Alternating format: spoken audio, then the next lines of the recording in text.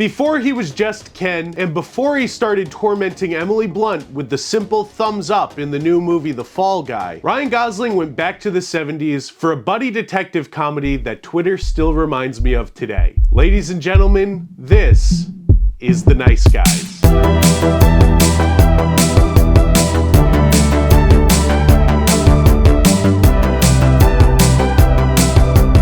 Greetings, Designing Hollywood, movie fans, and beyond. I'm your host, Oliver Ricketts. And before we jump into it, if you love movies as much as I do, and you want your feed here on YouTube to be movies and movie-related content, like this video and subscribe to Designing Hollywood because we make a lot of really high-quality movie-related content. One of the most common debates in modern film criticism is, do movie stars still exist? Jerry Seinfeld in Comedians in Cars Getting Coffee put it best when he said, Star Wars was the star of The Force Awakens. Not John Boyega, not even Harrison Ford. It was the title Star Wars that got you in the theater. When you go see the new Jurassic Park or Marvel film, it isn't because of who's in it. It's because of what the movie is and the IP represented. And with more and more IP films being made and taking up major portions of the box office, many film pundits and filmmakers wonder if there is even such a thing as a movie star, a person who can be in a movie and be the sole reason that people go see that film. Quentin Tarantino recently went on record and said that Chris Evans or Chris Hemsworth are not who you go see a Marvel movie for. You go for Captain America or Thor. And it's not that these stars are not famous. It's that you can't open a movie and expect to make $1 billion anymore just because you put a specific person into a role. Of course, I can think of one big exception. We'll see you at the movies. Tom Cruise is one of the last living bankable movie stars. Yes, people show up for Mission Impossible, but they also show up when he puts out Top Gun Maverick, or Live, Die, Repeat, or Reacher. Similarly, I think you could make a very strong case for Dwayne Johnson, who has built a whole subgenre of successful movies that boil down to just movies that The Rock is in. But of course, these examples are few and far between, and an honest-to-God movie star is like an exotic animal in our current film climate. But all of this being said, we cannot deny it anymore. Ryan Gosling has hit a point in his career where we can no longer deny him card-carrying member status in the 21st Century Movie Star Club. And I don't think this is just about Ryan Gosling being in major films every year. It's the added element that people are going and seeing these films because they're excited about him. And unlike The Rock or Tom Cruise, think about the variety of movies that Ryan Gosling is in. From La La Land to Drive, Place Beyond the Pines, Crazy Stupid Love, Barbie. These movies could not be more different, but they all share two qualities. A, success, and B, their star, Ryan Gosling. And then consider what just happened at the Oscars. I'm just kidding. After Barbie's I'm Just Ken ruled the airwaves for all of 2023, people's most anticipated part of the 2024 Oscar ceremony was Ryan Gosling performing the song live. People were legitimately excited about this, just like they are for everything that Ryan Gosling does, down to refusing to eat his cereal.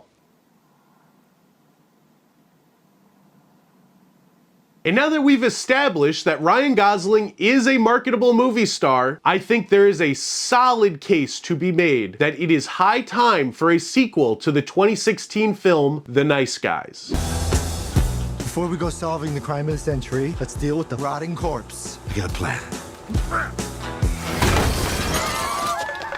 But before we jump into that, let's take a second for our question of the day. What was your first Ryan Gosling film? What was the first movie that you remember being exposed to Ryan Gosling in? And on top of that, what is your favorite Ryan Gosling film? Let me know in the comments below. The Nice Guys is a buddy cop period piece from writer-director Shane Black. In it, two mismatched private investigators, played by Russell Crowe and Ryan Gosling, team up to solve the case of a missing girl in 1970s Los Angeles, uncovering a tangled web of corruption and conspiracy along the way. And despite being a bomb at the box office in 2016, today this film is a modern cult classic because it has all of the elements that people are always asking to see from the movies. Genuine chemistry between the leads, legitimately funny comedy that blends beautifully with all of the drama and mystery, and a script unlike most you are likely to see at the movies today. And since the release of The Nice Guys, an overwhelmingly large group of film fans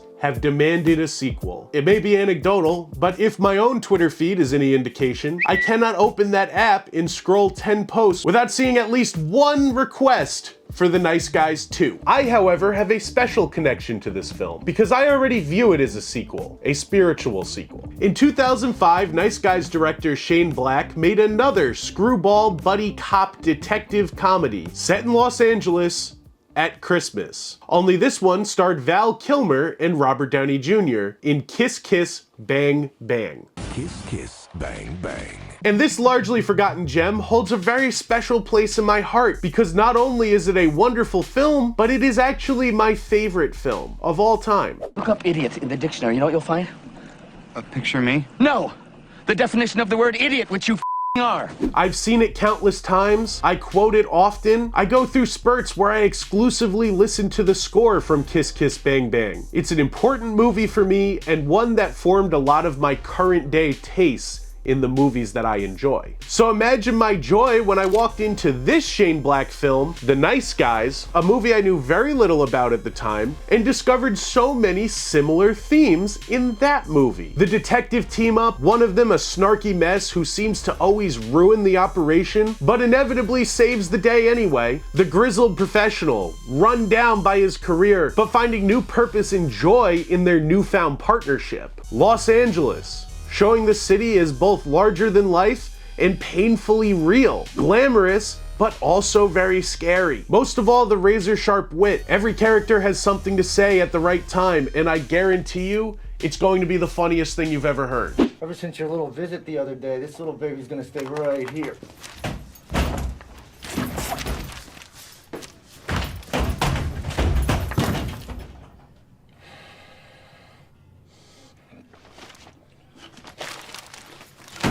And so because I love Kiss Kiss Bang Bang so much, I hope you can understand I mean this as the absolute highest accolade and honor. The Nice Guys is just more Kiss Kiss Bang Bang. I know everybody wants a sequel, but it kind of is a sequel. I can see Ryan Gosling's Holland March getting along famously with Robert Downey Jr.'s Harry Lockhart. Better yet, I could see them absolutely detesting each other because they're the same guy. And Russell Crowe's Jackson Healy and Val Kilmer's Gay Perry would be their own odd couple pairing in their own right. In a perfect world, The Nice Guys 2 would actually be a piece of a secret trilogy, similar to M. Night Shyamalan's Glass, that was also Kiss Kiss Bang Bang 3. All four detectives together working on a case. And forget that they happen in totally different time periods, this fantasy movie in my head works on every level. However unlikely it is to happen now. But of course, The Nice Guys being a modern cult classic goes well beyond other fans having an affinity for previous Shane Black films. This is the perfect movie to kill an afternoon or an evening with. It's an anytime film. It's just plain cool. From the soundtrack to the styles found in The Nice Guys, every beat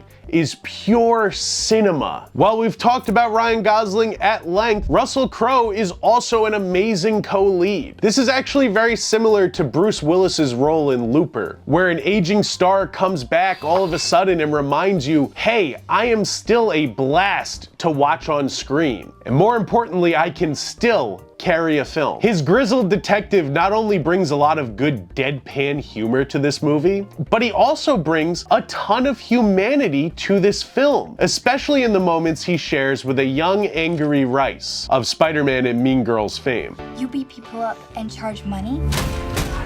Yeah. Sad, isn't it? How much would you charge to beat up my friend Janet?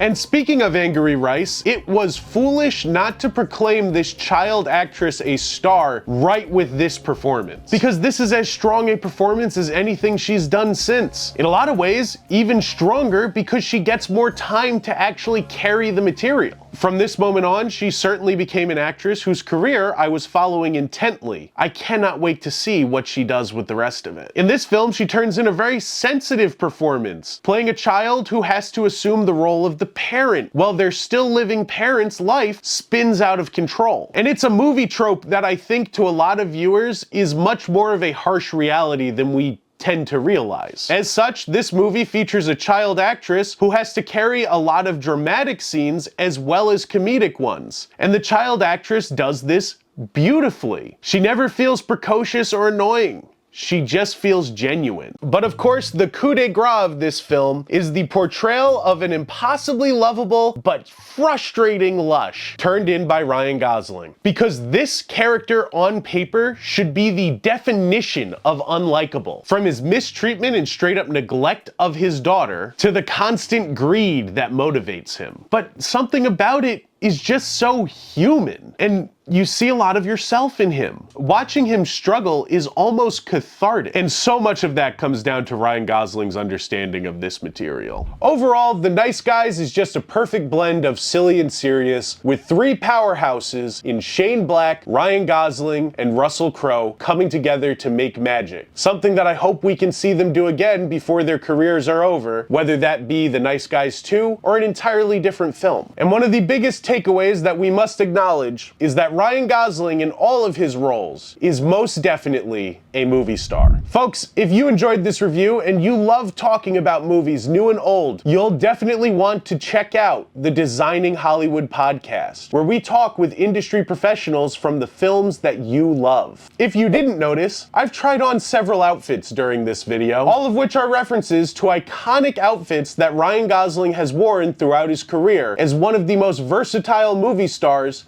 of our time. So if you'd like to hear more about the process of creating those looks, you'll absolutely love our in-depth interview with Ryan Gosling's stylist, Mark Avery, who is responsible for putting together many of Ryan Gosling's most iconic looks, both on camera and on the red carpet. And while you're at it, you'll also want to subscribe to this YouTube channel, where I'll be doing reviews of the year's biggest films, as well as diving into some older films to tell you why I love them. For Designing Hollywood, I'm Oliver Ricketts, and until next time, get out there and go see a movie.